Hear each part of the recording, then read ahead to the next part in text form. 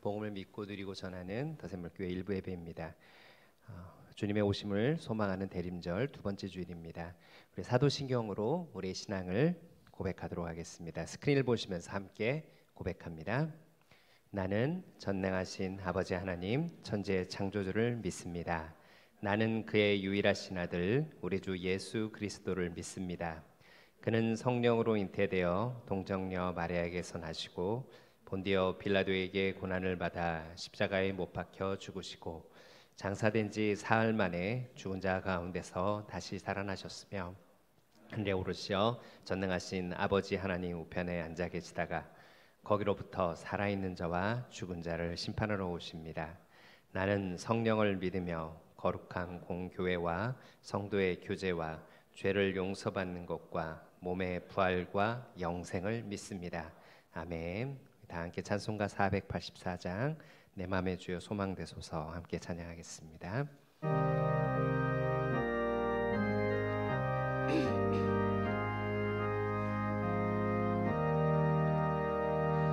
내 맘의 주여 소망되소서 주 없이 모든 되어라 밤에나 낮에나 주님 생각 잘 때나 깰 때 함께 하소서 지혜의 주여 말씀으로서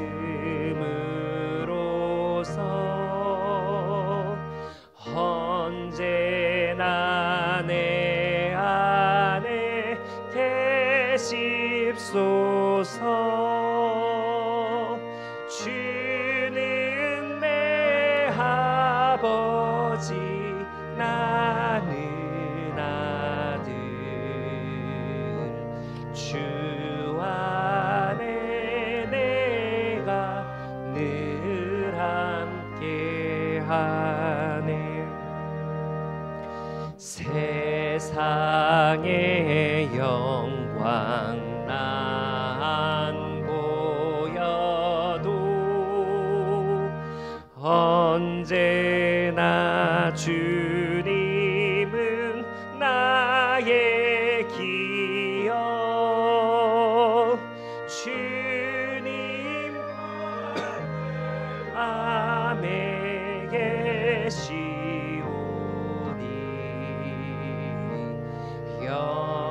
영원한 주님 참 귀하셔라 영원한 주님 내 승리의 주 하늘의 기쁨을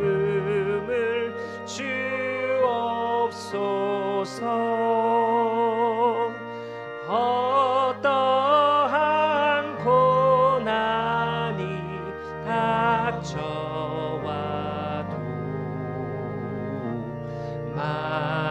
만유의 주여 4절 한번 다시 고백합니다. 4절입니다.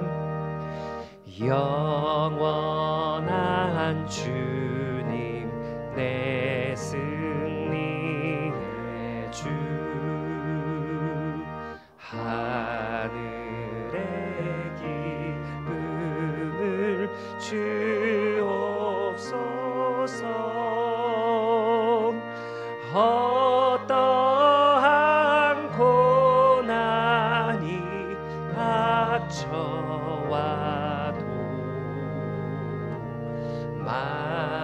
만유의 주여 소망되소서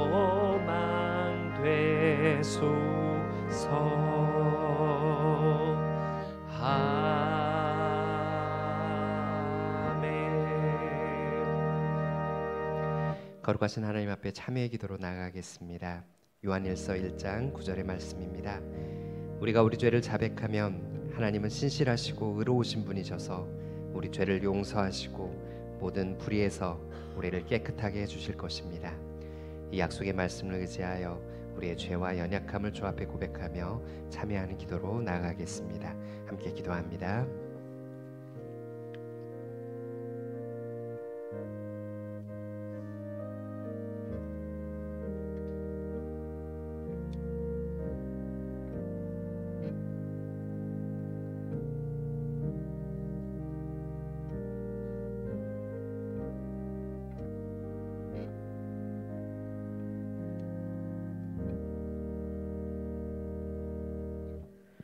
하나님 아버지, 오늘도 우리가 여러 가지의 어려운 일들과 상황 속에서도 모든 것을 내려놓고 지금 서 있는 이 은혜의 자리에 나와 주님께 예배드릴 수 있도록 인도하여 주시니 감사합니다. 신자된 우리가 각자 맡겨진 일상의 자리에서 많은 어려움과 고민으로 길을 잃어 방황하게 될 때에도 하나님의 말씀으로 인도하여 주시고 하나님의 말씀으로 가야 할 길을 밝혀주시는 주님의 은혜에 감사드립니다. 이 시간 우리의 모습을 돌아보며 회개합니다. 하나님 말씀대로 살겠다고 고백하지만 여전히 나의 생각이 우선순위가 되어 교만한 마음으로 다른 사람들을 판단하고 마음으로 정죄하였던 죄를 용서하여 주세요. 주님의 사랑으로 사랑해야 할 이웃들을 사랑으로 품고 위로하며 중보하지 못하였던 죄를 용서하여 주세요. 주님 앞에 나아가 기도함으로 하나님께 지혜와 인도하심을 구하기보다 나의 힘으로 행하려고 하였던 죄를 용서하여 주세요. 우리의 힘으로는 아무것도 할 수 없는 막막한 일들로 인해 고통스러울 때에도 주님께 나아가 무릎 꿇고 주님의 뜻을 구하며 주님의 은총을 구하는 신자가 되게 하여 주세요. 주님을 경외하는 것이 지혜요 악을 멀리하는 것이 슬기다라는 말씀을 기억하며 말씀을 통해 삶의 지혜를 배우고 행하는 일상을 살아낼 수 있도록 인도하여 주세요.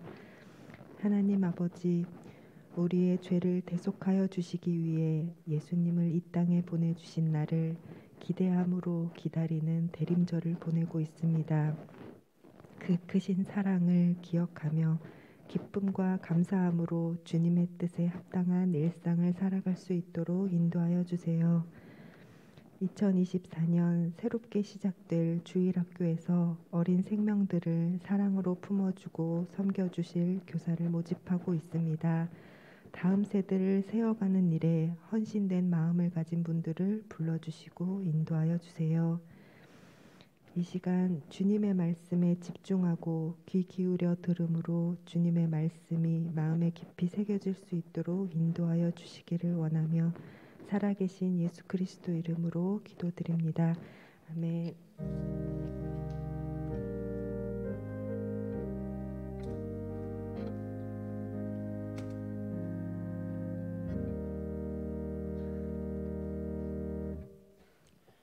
이제 하나님의 말씀을 받겠습니다. 가능하신 분은 자리에서 일어나 주시길 바랍니다.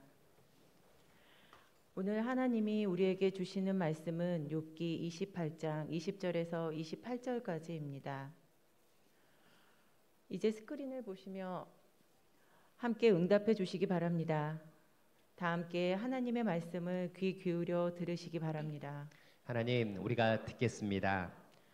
그렇다면 지혜는 어디에서 오며 슬기가 있는 곳은 어디인가? 모든 생물의 눈에 숨겨져 있고 공중의 새에게도 감추어져 있다. 멸망의 구덩이와 죽음도 지혜를 두고 이르기를 지혜라는 것이 있다는 말은 다만 소문으로만 들었을 뿐이다 하고 말한다. 그러나 하나님은 지혜가 있는 곳에 이르는 길을 아신다. 그분만이 지혜가 있는 곳을 아신다. 오직 그분만이 땅 끝까지 살피실 수 있으며 하늘 아래에 있는 모든 것을 보실 수 있다. 그분께서 저울로 바람의 강약을 달아보시던 그때에, 물의 분량을 달아보시던 그때에, 비가 내리는 규칙을 세우시던 그때에, 천둥 번개가 치는 길을 정하시던 그때에, 바로 그때에 그분께서 지혜를 보시고 지혜를 칭찬하시고 지혜를 튼튼하게 세우시고 지혜를 시험해 보셨다. 그런 다음에 하나님은 사람에게 말씀하셨다. 주님을 경외하는 것이 지혜요, 악을 멀리하는 것이 슬기다. 이것은 하나님의 말씀입니다. 아멘. 하나님 감사합니다. 우리가 받겠습니다. 이제 자리에 앉으시겠습니다.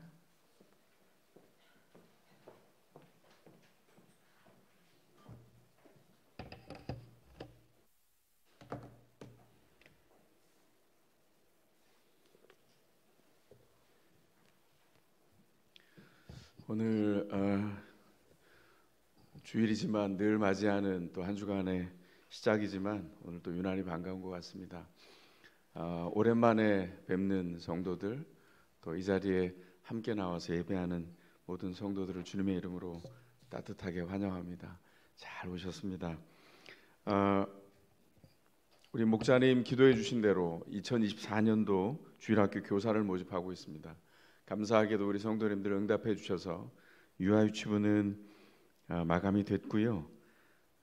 그 대신 아직도 영아부, 그리고 유년초등부, 그리고 딥틴 각 부서에 우리 다음 세대를 키우는 부서에 선생님이 필요합니다. 기억하시고, 물론 아무나 하실 수 있는 건 아니고 정회원 되신 분들만 하실 수 있는데 주님께서 도전 주신 것 마음에 기억하시고 필요하게, 그리고 은사에 맞게 응답해 주시면 부서의 사역자님이나 아니면 사무실에, 그리고 저와 교육자님들께 알려주시면 상의를 드리고 마땅히 안내를 드리도록 하겠습니다. 기억해 주시고 마음 모아 주시기를 바랍니다. 온라인 재직 세미나 지금 진행 중에 있습니다. 대상자는 나와 있는 대로 내년 기준 35세 이상, 1990년생까지를 포함하는 정회원입니다. 세례받은 지 2년 이상이 지나야 되는데요. 지금 이번 주에도 여러분들이 받으신 예배 안내 문자에 링크가 들어 있습니다. 그 문자에 보시면 강의안이 이렇게 들어 있고요. 그리고 이거 그렇게 보기는 어렵습니다. 그러면 나가시다가 필경대에 이 강의안이 있습니다. 프린트아웃 돼 있는 것 가져가셔서 보신 다음에 그 안에 재직언신 동의서, 온라인 들어가는 게 좀 어렵습니다. 이런 분들은 역시 필경돼 있습니다. 그리고 이거 가져가셔서 작성하신 다음에 다음 주에 가져오셔서 제출하시거나 사진을 찍어서 교육자들에게 보내주시면 되겠습니다. 그렇지 않고 온라인에 링크에 있는 대로 그냥 하실 수 있는 분들은 거기에 강의안도 열어서 보시면서 강의 시청하시면서 수강해 주시고요. 그리고 끝난 다음에 재직헌신동의서도 거기에 온라인 재직헌신동의서 작성하실 수 있습니다. 바로 작성하셔서 거기에 제출 이렇게 누르시면 교회가 바로 제출하신 걸 확인할 수 있으니까 기억하시고 참여해 주시기 바랍니다. 12월 내내 이어질 텐데 그래도 시간을 내셔서 가급적이면 빠른 시간에 하시면 좋지 않을까요? 그래서 오늘 아직 못 하신 분들은 주일 목장 마치시고 오후에 온라인에 들어가셔서 참여하신 다음에 작성하시면 좋겠습니다. 권유드립니다. 운영이 총목자 모임 예고드립니다. 다음 주일에 이 자리에서 운영위와 총목자 모임, 초원 모임 속개됩니다. 기억하시고 운영위원님들 그리고 목자님들 참여를 준비해 주시기를 바라고, 이어서 작년 초원지기 모임도 있습니다. 기억하시고 함께 참여를 준비해 주시기 바랍니다. 앞에 지난주부터 성탄 트리와 함께 대림절 초가 밝혀졌어요. 이거 두 번째 주라서 초가 2개 밝혀졌는데 왜 이렇게 하는지에 대해서는 주보 3면에 목회 편지에 써놨습니다. 살펴보시고 기다리는 동안에 기억하시고 준비해 주시기 바랍니다. 대림절은 성탄을 맞이하기 전 4주를 저희가 준비하는 절기인데요. 아기 예수님의 오심을 기다린다, 그건 반이고요. 왜냐하면 이미 오셨잖아요. 초림으로 오셨던 아기 예수님을 기억하고 기념하고 다시 오실 주님 앞에 우리의 삶을 돌아보는 절기가 대림절입니다. 기억하시고 준비하는 동안에 성탄 준비는 필요한 분들, 우리가 매년 성탄절에 그렇게 했는데 각 가정에 2만 원 이하의 생필품을 준비해 주셔서 이 앞으로 가져오시면 저희가 함께 모았다가 성탄절 직후에 필요한 단체, 필요한 곳으로 전달 드리도록 하겠습니다. 준비해 주셔서 이제 다음 주부터는 한 분 한 분씩 가져오시면 되겠습니다. 기억해 주시길 바라고요. 영화부가 예품 예배를 부활하게 됐습니다. 그래서 관련 영상을 좀 먼저 보고 오시겠습니다.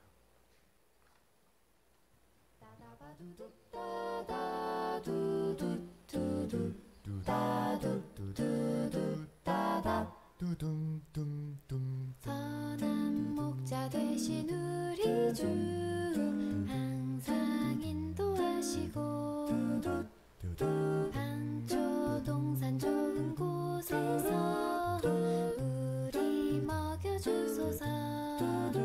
선한 목자 구세주여 항상 인도하소서. 선한 목자 구세주여 항상 인도하소서.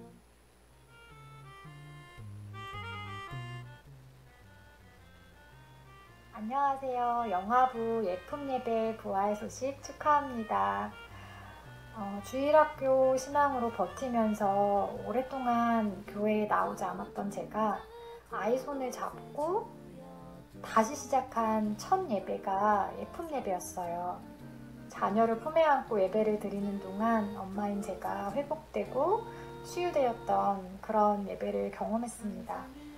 예품 예배는 아이에게 있어서는 부모님과 함께 드리는 첫 예배 경험일 뿐만 아니라 또 품 안에 자녀를 안고 있는 나를 또다시 품고 계신 하나님을 경험할 수 있는 그런 감동이 있는 예배였어요.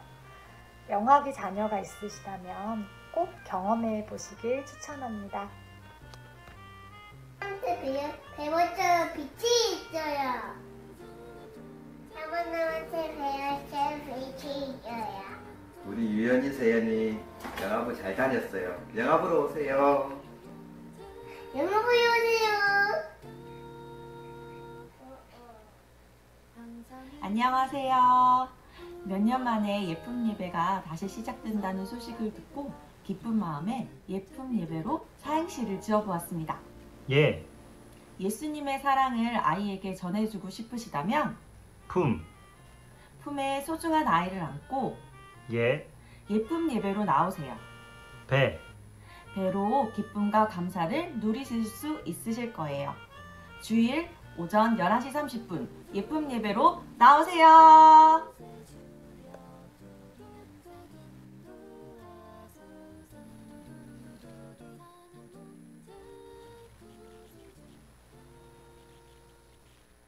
예, 보셨죠? 우리 애들이 어린데 저게 믿음으로 고백하며 잘할 수 있나요? 예, 그렇습니다. 잘할 수 있습니다. 영아부가 하는 역할이 그렇기도 한데요. 그러니까 갓난 아이부터 36개월 된 아이까지를 부모가 품에 안고 함께 참여합니다. 그래서 예품 예배는 1월 첫 주부터 내년 2024년 1월 첫 주부터 드리게 되는데 11시 30분에 유치부실에서 예품 예배를 드린 이후에 예품 예배가 끝나면 2부에 언약 가족 예배로 연결됩니다. 기억하시고 준비해 주셔서 곁에 계신 영아를 품에 품고 있는 부모님들 권유해 주시고 함께 참여할 수 있도록 안내해 주시면 좋겠습니다. 해당되지 않는 분들은 뭘 해야 되죠? 기도하셔야 합니다. 우리 공동체 아이들이 언약 가정에서 잘 성장하고 자랄 수 있도록 기도해 주시기 바랍니다. 옹알이를 엄마 하다가 점점점 하다가 말을 또랑또랑하게 하잖아요. 지금은 저보다 더 또랑또랑하게 합니다. 너무 감사하죠. 아이들이 그냥 언어를 배우는 게 아니라 정신 속에 예수 그리스도의 숨결과 일하심이 그 안에서 하나님의 인도를 받도록 그렇게 영아부 준비와 예품 예배 그리고 모든 주일 학교를 위해서 기도해 주시기를 부탁드리겠습니다. 예, 운영의 결정사항 이라고 써 있네요. 제가 이렇게 보내드리지 않았는데 예, 제 불찰입니다. 제가 임시 공동위의 결정사항이라고 올렸는데 이 박스가 바뀌질 않았군요. 죄송합니다. 예, 임시 공동위의 결과가 나왔습니다. 지난주에 저희가 임시 공동위로 투표를 했고요. 함께 기도했던 임직 후보자 8분 모두가 우리 성도님들의 기도하시는 성원 속에서 다 피택되셨습니다. 피택이 되셔서 그냥 끝나는 것이 아니라 이분들이 준비하는 과정이 있습니다. 그간에 기도해 주시고 마음 모아 주신 우리 성도님들께 감사를 드리고요. 1월 첫 주부터 주일마다 장로 훈련 그리고 이어서 속개돼서 권사 훈련이 운영위가 있는 주일을 빼고 매주 상반기 내내 이어질 겁니다. 이미 해당되는 분들에게는 말씀을 드리고 소통을 이미 끝내 놓았습니다. 일정은 아마 다른 일이 없는 한 1월 첫 주부터 진행될 테니까 그렇게 기억하시고 마음으로 준비해 주시기를 바랍니다.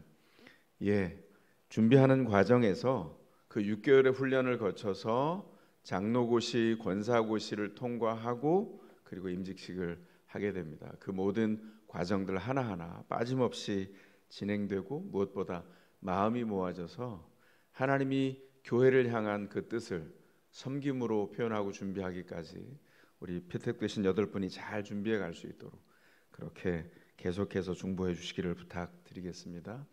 12월 필독서 지난주에 안내드린 것 지면에 확인해 보시고 아직 처음 대하시는 분들은 주보를 통해서 내용이 어떤지 읽어보시고 일독을 권해드립니다. 이제 말씀 나누기 전에 한 번 더 기도하겠습니다. 기도하시겠습니다. 사랑의 아버지 하나님, 주님이 우리 가운데 어떤 역사로 일하셨는지 일상에 분주하게 살아가다 우리는 때로 잊어버리고 놓쳐버리지만 주님은 눈동자와 같이 우리를 살피시며 하나님의 온전한 은혜의 품에 우리를 두셔서 우리를 또 한 주간 이끌어 주셨음을 압니다. 아버지 하나님, 우리가 인식하지 못하고 깨닫지 못하고 주님 앞에 주목하지 못할 때에도 하나님 우리를 주목하시고 우리를 이끄시는 주님의 열심이 있어서 하나님 그 구원된 정체성을 따라 우리를 계속해서 도전하시고 새롭게 은혜 주시고 세워가시는 그 은혜의 토대 위에 우리가 세워지기를 기도하고 소원합니다. 주님께서 우리 인생 가운데 오셔서 구원을 이루시고 주님 감히 저희가 찬송했습니다.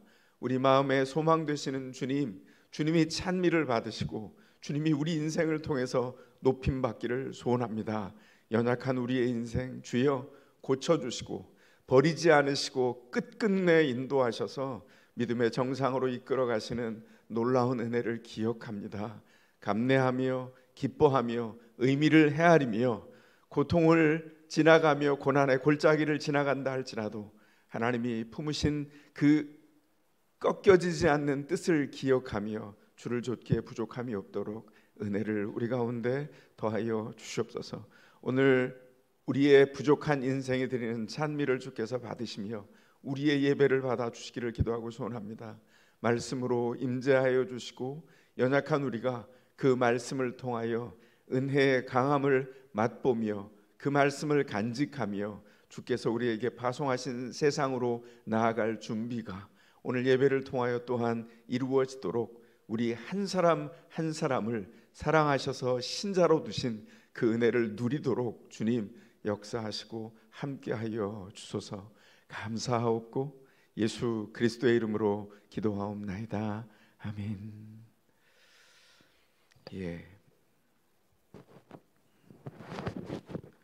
제가 청년 사역을 했던 오래전에 있었던 일인데요.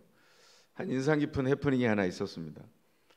제가 함께 생활했던 청년의 할머니가 자녀들을 따라서 교회에 나오기 시작하셨어요. 근데 이분이 절에 열심히 다니셔서 절에서 보살이라고 하는 칭호로 불렸던 분입니다. 그런데 어느 주일날 이분이 예배를 참석하고 나오시다가 예배가 끝난 이후에 교회 입구에 안내하는 교역자와 장로님들이 쭉 서 있는데 그 앞에 오셔서 합장을 하시면서 이렇게 고개를 숙이고 물으셨어요. 오늘 참 좋았습니다. 혹시 교회 주지 목사님을 뵐 수 있을까요? 이렇게 물으셨어요. 교회 굉장히 한동안 유쾌한 청량제가 됐습니다. 할머니가 교회에서 생활하는 건 처음이고 절에 익숙하게 오래 다니셔서 절에 주지 스님께 물으면 저를 잘 알게 되고 빠르게 알게 되는 것처럼 교회도 주지 목사님이 있겠지 이렇게 생각하신 거죠. 담임 목사님이 잘 알려주시리라 마음에 은근한 생각을 가지고 이런 질문을 하신 겁니다. 욥기 우리가 28장에 이르렀는데 욥기에서 28장은 이 할머니가 찾던 교회 담임 목사님 같은 장입니다. 제가 왜 이렇게 말씀드릴까요? 욥기가 이제 핵심으로 가는 분기점을 만났다는 거예요. 굉장히 빠르게 변화하는 분기점이 28장에 있습니다. 지금 28장에 이르기 전까지 욥이 어떻게 했죠? 한꺼번에 자기 인생에 쏟아진 모든 고난 앞에서 비명을 지르면서 자기 인생을 해석하지 못한 몸부림을 쳤어요. 그런데 28장에 이르러서 욥이 같은 욥인가 싶을 만큼 욥이 하나님을 찬양하고 있습니다. 하나님의 지혜를 찬양합니다. 오늘의 핵심, 인생이 무엇일까 우리가 알아가려고 할 때 우리는 인생을 알 수 없다는 거예요. 오직 하나님만 인생을 아신다는 것을 인정하는 것, 그게 믿음이다. 28장에서 그렇게 말하고 있고 그것이 욥이 고백한 지혜입니다. 28장에 어떤 이야기가 있었죠. 굉장히 긴 장인데 28절까지 이어진, 빠르게 한번 요약해 보겠습니다. 이 안에 두 가지, 크게 묶으면 두 가지가 내용으로 대별되어 있습니다. 첫 번째는 인간이 깊은 지하에 묻힌 보물을 채굴을 하려고 온갖 지혜와 능력을 동원해서 그 깊은 곳에서 채굴을 해서 보석을 캐낸다는 것이죠. 그렇게 힘을 쏟듯이 지혜를 탐사해냈다는 겁니다. 근데 어떻게 됐죠? 모든 힘을 쏟아부어도 지혜를 찾을 수 없다. 그게 결론이에요, 28장에. 그래서 인간은 지혜를 찾지 못한다는 점에서 전적으로 무능한 존재입니다. 그러면 고대 인간만 무능했을까요? 현대를 살아가는 우리도 별반 다르지 않습니다. 지혜와 인간의 기술이 이전과는 비교할 수 없도록 폭발적으로 늘어났죠. 하이테크 시대를 살아가고 있어요. 그런데 과학과 철학이 우주의 기원에 대해서, 인간의 목적에 대해서 탐구하고 답을 찾아서 여러 가지를 제시했죠. 우리가 사는 시대 너무 빠르게 변해서 어지러울 지경입니다. 인공지능, 챗GPT, 유전자 복제, 우주 개발, 그리고 민간 회사가 우주에 스페이스쉽을 우주선을 쏘아 올릴 수 있다고 공언하고 개발하고 심지어는 그것을 입증해 보이는 시대가 우리가 사는 시대입니다. 과학과 문명이 인간을 신적인 존재로 만들었어요. 문명이 살찌워진 게 분명합니다. 인간이 그 이전에 살았던 어떤 인류보다 현대인들이 훨씬 더 많은 걸 소유한 시대를 살고 있어요. 그런데 정말 그렇게 행복할까요? 많은 걸 소유했는데 빈부격차는 이전과 전혀 비교할 수 없는 형태로 늘어났고요. 불평등과 환경 파괴와 자원의 고갈 같은 숙제가 계속해서 인간 모두를 불안에 빠뜨리고 있습니다. 그리고 28장이 이야기하는 두 번째는 하나님은 지혜로 이 창조 세계를 만드시고 다스리고 계시면서 그 법칙을 통하여 무너지지 않는 법칙으로 계속해서 일하고 계시다. 그걸 발견하면 인간은 뭘 알게 되죠? 인간이 그 지혜를 만들 수 없다는 것을 인정하게 됩니다. 지혜를 만들 수 없다는 걸 인정하고 하나님을 바라볼 때 주님이 운행하시고 있는 손길과 세계가 보이기 시작합니다. 욥기가 마지막에 이르는 동안 그 하나님의 지혜를 보기 시작했어요. 그래서 욥이 지혜를 찬양하는 겁니다. 인생은 우리는 모릅니다. 하나님만 아십니다. 욥이 스스로 자기 인생을 모른다는 걸 인정하고 고백한 거예요. 28장에 오기까지 욥은 계속해서 자신이 아는 하나님의 심판과 다르게 작동하는 세상을 바라보면서 고통스러워했습니다. 어떤 이론과 철학으로도 세상을 운행하는 하나님의 원리를 알 수 없다는 것 때문에 괴로워했어요. 근데 오늘 성경에서 욥은 뭘 살피죠? 땅끝까지 살필 수 있는 지혜가 오직 주님께 있다. 만약에 이것이 진리라면 발을 딛고 땅에 사는 인생도 누가 아신다? 하나님이 인생의 깊이를 재보실 수 있다. 주님만이 우리의 인생의 해답을 가지고 계시다. 주님이 모든 걸 보시고 계시다. 24절이 그렇게 말하고 있는 거예요.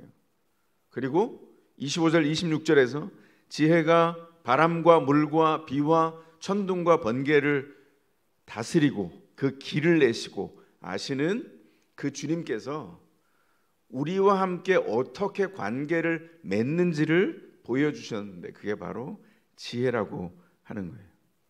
욥이 고난받았습니다. 그 긴 여정을 통해서 정말 몸부림치고 비명을 지르는 동안 알게 된 게 뭐냐면 우리 인생이 지혜의 무지한 존재라는 거예요. 하나님을 안다고 생각하는 그 자체가 무식함이라는 겁니다. 그래서 욥이 28장에서는 뭘 발견한 거죠?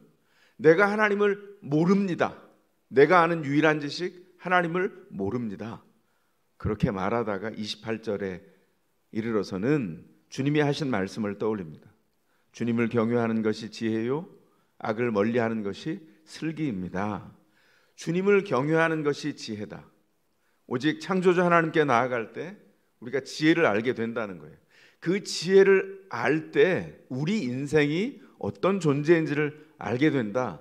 욥이 고난 받고 받은 후에 내린 결론이에요.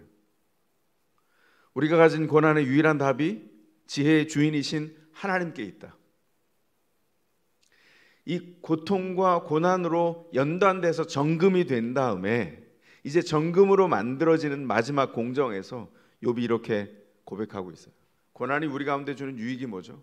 그 극단의 고통 안에서 다시 경험하고 싶지 않은 그 경험 안에서 고난은 인생의 깊이와 넓이와 높이를 헤아려 볼 수 있도록 더 깊이 파시고 더 넓게 지경을 넓히시고 그 높이를 더 높게 하셔서 인생을 새로운 지평으로 인도하신다는 것이죠.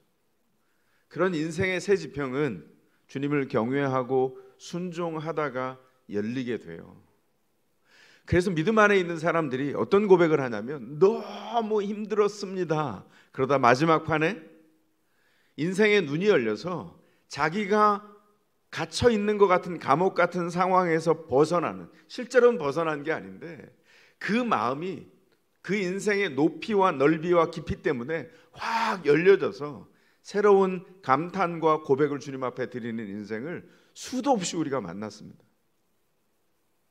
우리가 존경하는 어떤 분은 정말 영하 15도의 날씨에 난방도 들어오지 않는 70년대 감옥바닥에서 아 이러다 죽는구나 싶은데 주님의 은혜가 임해서 바닥에 구들이 뜨뜻해지고 벽이 따뜻한 온도로 바뀌는 걸 경험했다 그러죠. 그건 영적인 새로운 체험이에요. 하나님의 온전한 은혜 안에서 하나님이 거기 임재하신다는 것을 경험한 체험이죠. 우리가 스스로 인생을 알 수 있다고 하는 순간에는 그 경험은 우리에게 절대 오지 않습니다. 욥은 내가 하나님을 몰랐습니다. 지혜는 오직 하나님만 가지고 계셨어요.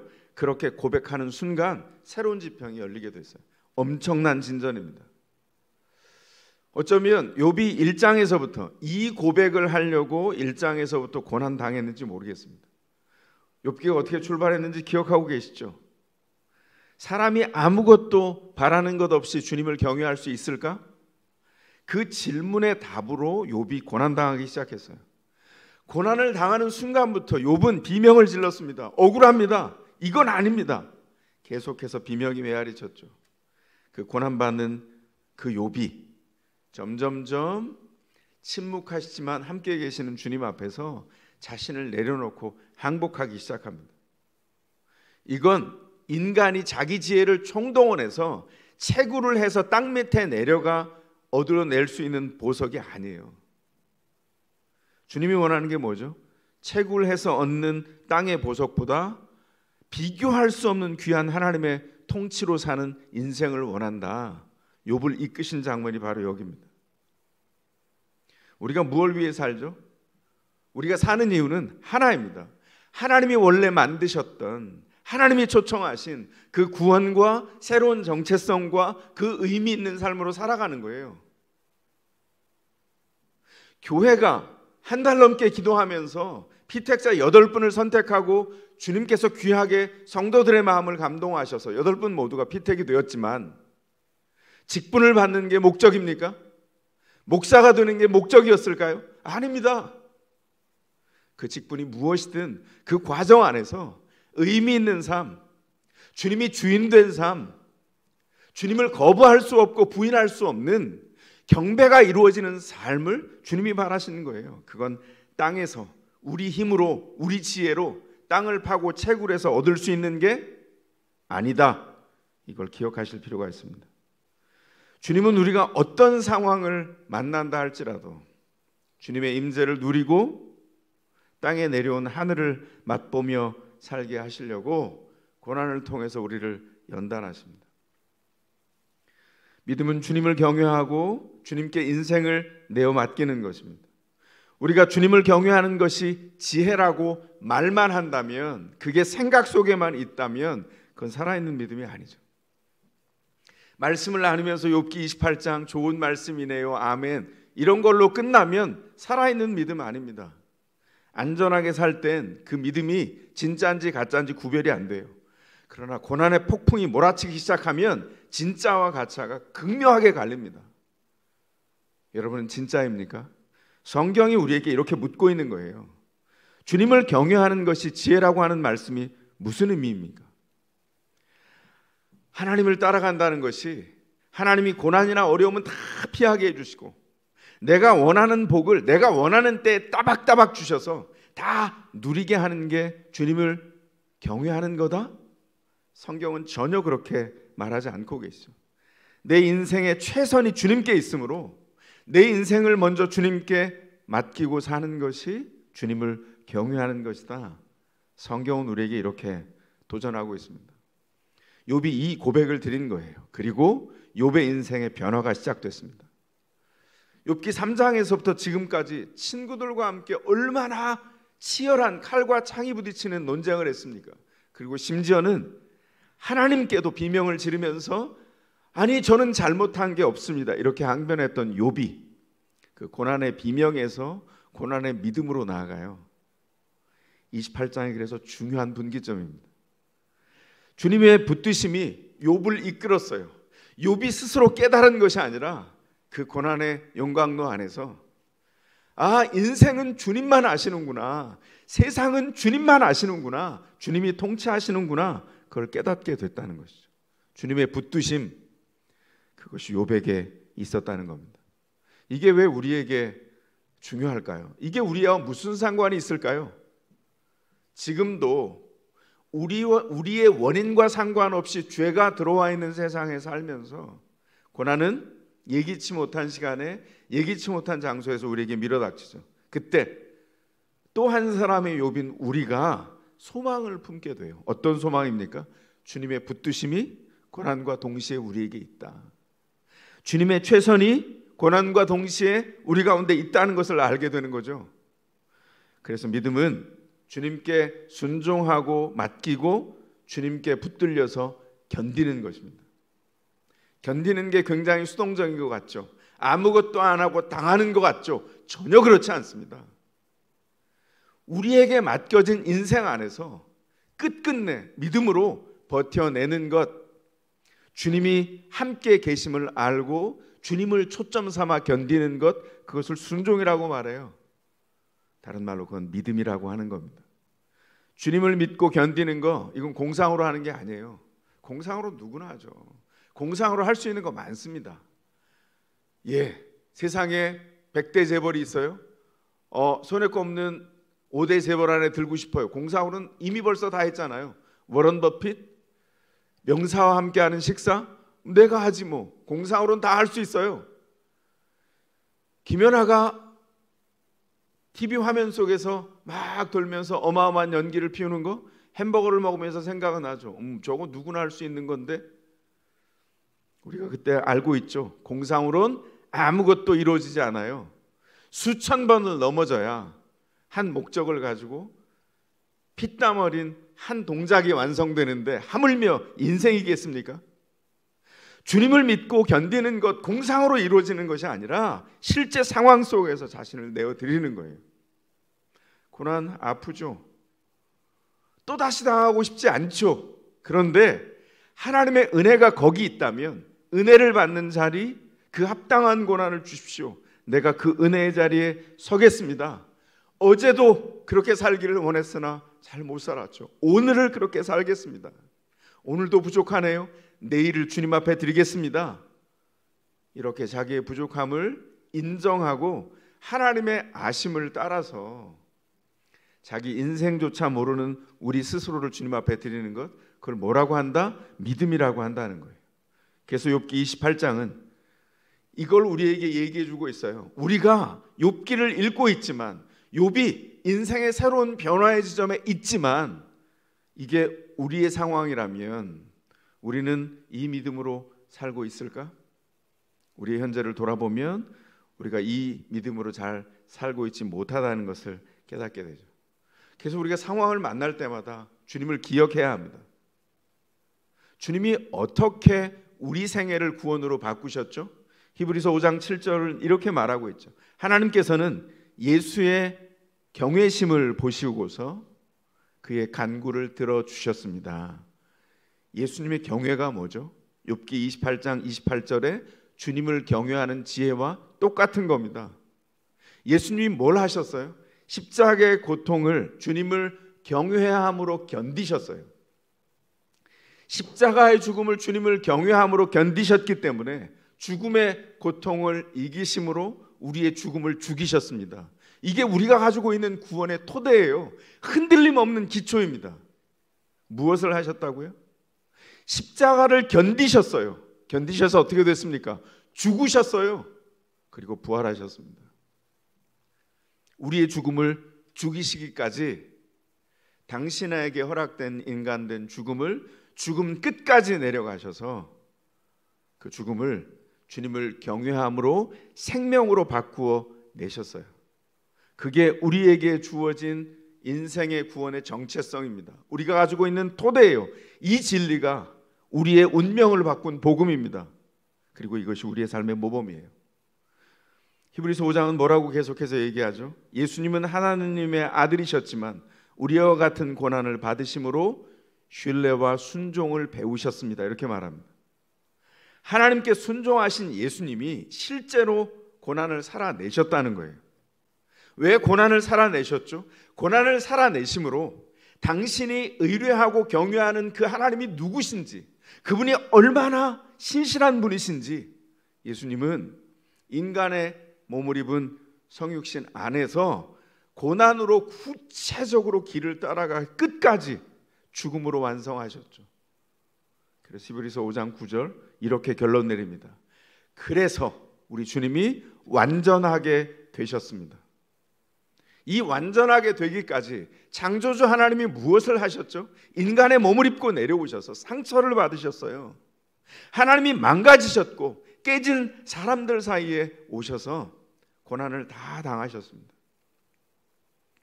이게 기독교의 핵심 중에 하나입니다. 호주의 목회자인 존 딕슨이라는 사람이 있어요. 이 사람은 굉장히 중요한 유명한 강연자인데 시드니의 대학에서 하나님의 상처라고 하는 주제를 가지고 강연을 한 적이 있습니다. 강의가 끝나고 질의응답 시간이었는데 그때 이슬람교에 몸담은 청년이 이런 질문을 했어요. 우주의 창조자가 자신이 지은 피조물 세력에 굴복을 했다고요? 정말 어처구니 없는 이야기입니다. 그러니까 당신 얘기는 하나님이 먹고 자고 볼일을 보며 살다가 십자가에서 쓸쓸히 죽었다는 건가요? 이렇게 냉소적으로 질문을 던졌어요. 이 질문에 대해서 존 딕슨 목사가 이렇게 답을 했습니다. 예, 청년, 기독교의 주장의 독특함을 잘 정리해줘서 참 감사합니다. 당신이 신성모독이라 비난하는 바로 그 대목이 우리가 소중하게 붙들고 있는 진리입니다. 다시 말씀드립니다. 하나님은 우리를 위해 상처받으셨습니다. 무슨 말이죠? 신성모독이 기독교의 핵심이라는 거예요. 하나님의 상처와 죽음이 우리를 건졌다는 겁니다. 그래서 주님을 경외하는 게 뭐다? 반역과 죄악으로 하나님의 아들을 죽이는 상처받는 악한 현실을 견디면서 구원하시는 하나님의 손길을 끝끝내 놓치지 않고 바라보는 것, 그게 주님을 경외하는 거라고요. 크고 작은 고난이 이미 밀려왔고 지나갔고 누군가는 현장으로 맞이하고 있고 누군가는 미래에 맞이하게 될 겁니다. 주님이 뭘 얘기하고 있는 거죠? 성경에서 그 고난이 죄가 들어온 세상에 상수로 남아 있어요. 주님이 재림하실 때까지 우리는 고난 받을 겁니다. 그 고난을 어떻게 견뎌야 한다고요? 어떻게 이해해야 된다고요?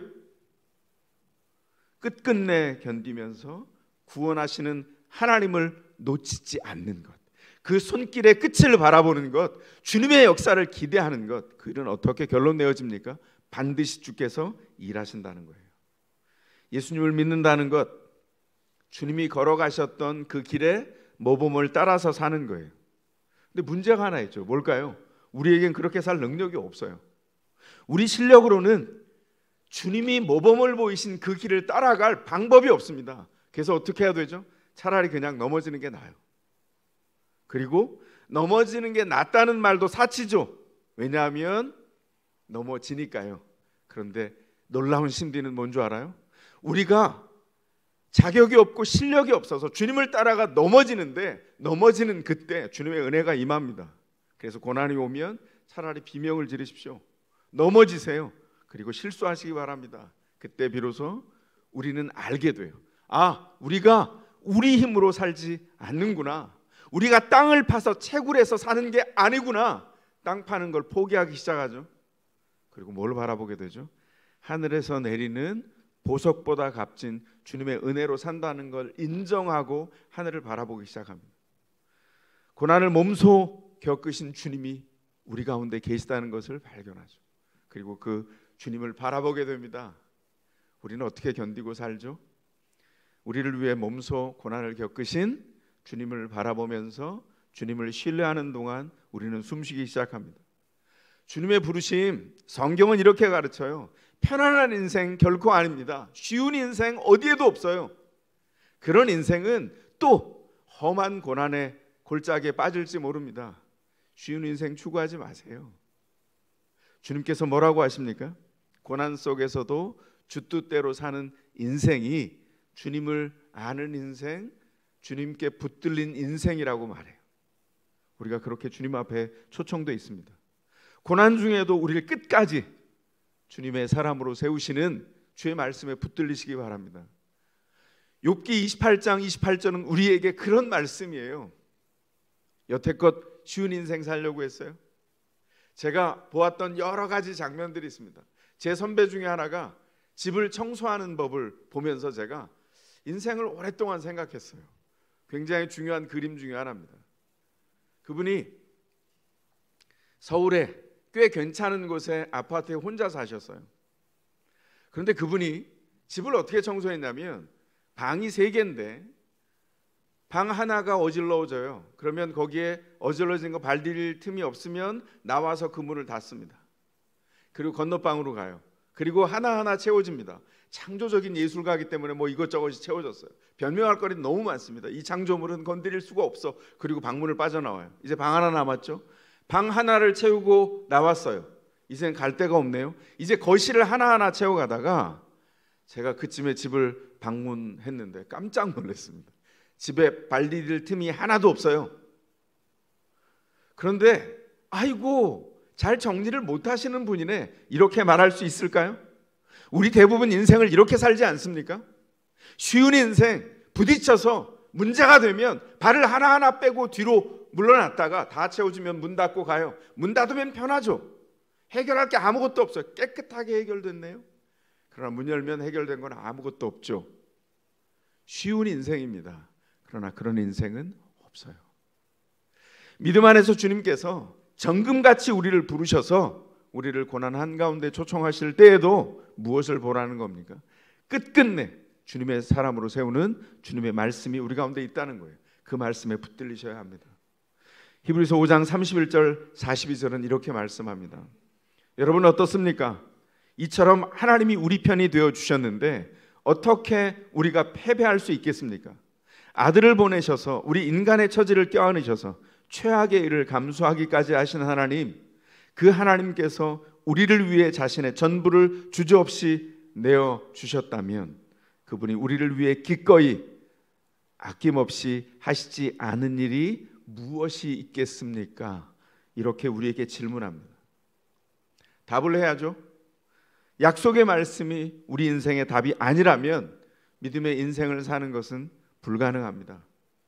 주님만이 우리의 인생을 아십니다. 이것이 28장에서 만나는 진리의 시작이고 끝입니다. 주님만이 우리의 인생을 아십니다. 그렇다면 우리는 어떻게 믿음으로 응답할까요? 어떤 상황에서도 주님께 붙들려 믿음으로 사십시오. 끝내 믿음으로 승리하시기를 주님의 이름으로 축원합니다. 가능하신 분들은 그 자리에서 일어나시겠습니다. 주님, 우리가 피할 수 없이 만나는 이 어려운 진리 앞에서 달게 주의 뜻대로 연단되게 하소서. 나를 보내사 서게 하신 곳, 가장 귀한 곳이 바로 이곳이라. 내게 주신 곳 광야와 같아도 믿음과 소망 가지고 최선을 다하리. 나의 작은 삶 주께 드릴 때 나의 삶을 통해 주 영광 받으리. 내게 맡기신 가장 귀한 이곳 감사와 순종으로 오늘을 살리라. 나의 일상을 통해 하나님께 영광을, 나의 일상을 통해 생명의 복음을, 내게 맡기신 이곳 나를 부르신 곳에 하나님의 나라가 이루어지길 원합니다. 나의 일상을 통해, 나의 일상을 통해 하나님께 영광을, 나의 일상을 통해 생명의 복음을, 내게 맡기신 이곳 나를 부르신 곳에 하나님의 나라가 이루어지길 원합니다. 이 시간 기도하겠습니다. 기도하실 때 주님, 우리 삶이 하나님의 뜻을 담아내는 삶 되기를 소원합니다. 때로 고통스러운 삶의 현상이 지나간다 할지라도 주님, 우리를 놓지 않으시며 끝끝내 붙드시며 승리로 이끌어 가시는 주님께 붙들리도록, 주의 말씀에 붙들리도록 우리를 친히 인도하여 주시옵소서. 여러분 자신과 배우자와 가정과 자녀들과 믿음의 식구들과 이웃들과 파송한 직장을 위해서, 교회를 위해서 함께 기도하며 나아갑니다. 기도하시겠습니다. 아버지 하나님, 주의 온전한 의도와 의미를 기억합니다.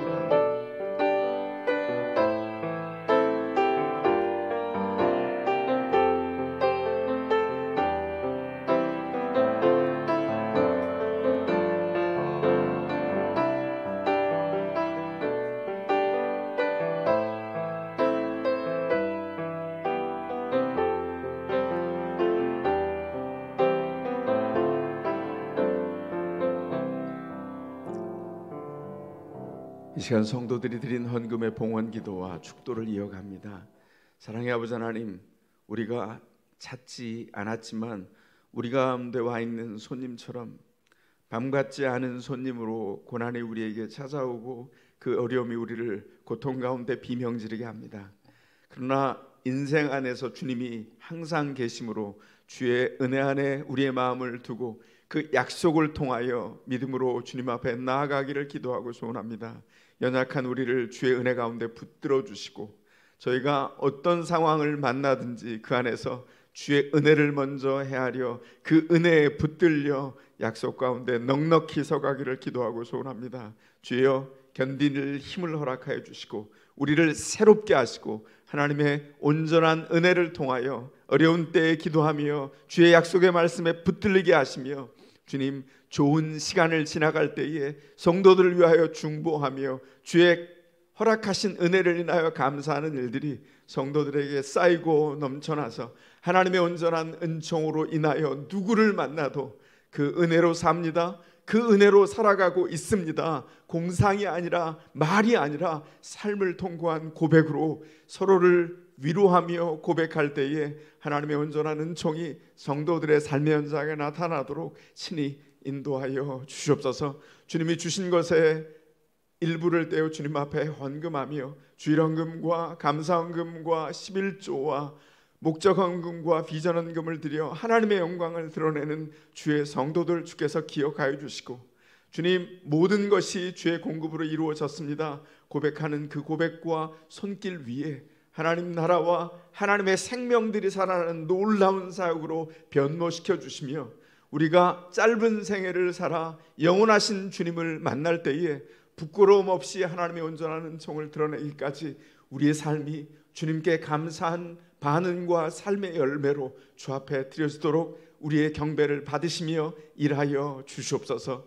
지금은 성부, 성자, 성령 하나님의 구원하시며 사랑하시며 포기하지 아니하시며 우리의 구원을 확증하시며 약속의 마음을 마음에 간직하고 폭풍 한가운데서도 그 길을 뚫고 우리를 인도해 가시는 주를 신뢰하며 주님을 따라가게 하시는 놀라운 하나님의 사랑하심과 그 은혜가 오늘 주님 앞에 나와 예배하며 주님을 경배하며 삶의 열망을 주님 앞에 드려 하나님의 붙드심을 의지하여 우리가 만난 어떤 일 가운데도 주님의 사람으로 성장하며 그 삶 자체가 주 앞에 경배가 되기를 소원하는 주 앞에 머리 숙인 모든 주의 사람들 머리 위에 그 가문에 허락하신 모든 믿음의 자녀들 언약의 자녀들 머리 위에 주께서 파송하신 일상과 일터 위에 땅끝까지 나아가 주님을 바라보며 믿음의 삶을 고백하며 주님을 찬미하는 모든 선교사님들의 생애 위에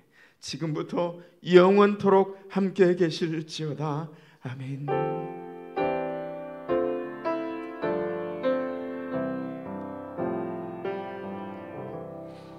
예배 마쳤습니다. 그 자리에 앉으시겠습니다. 한 주간도 주님의 오심을 기억하면서 주님 앞에 그 은혜로 넉넉히 사는 복이 있기를 축복합니다. 우리 주목 옹골차게 주시고 하나님께서 허락한 그 삶 어떤 어려움이든지 넉넉하게 주 은혜로 살겠습니다. 그게 화이팅입니다. 준비되셨죠? 화면 속에 있는 성도님들도 힘내십시오. 준비되셨죠? 화이팅 하겠습니다. 몇 사람의 목소리? 100사람의 목소리. 시작합니다. 더 샘물, 더 샘물, 더 샘물. 은혜로 화이팅입니다.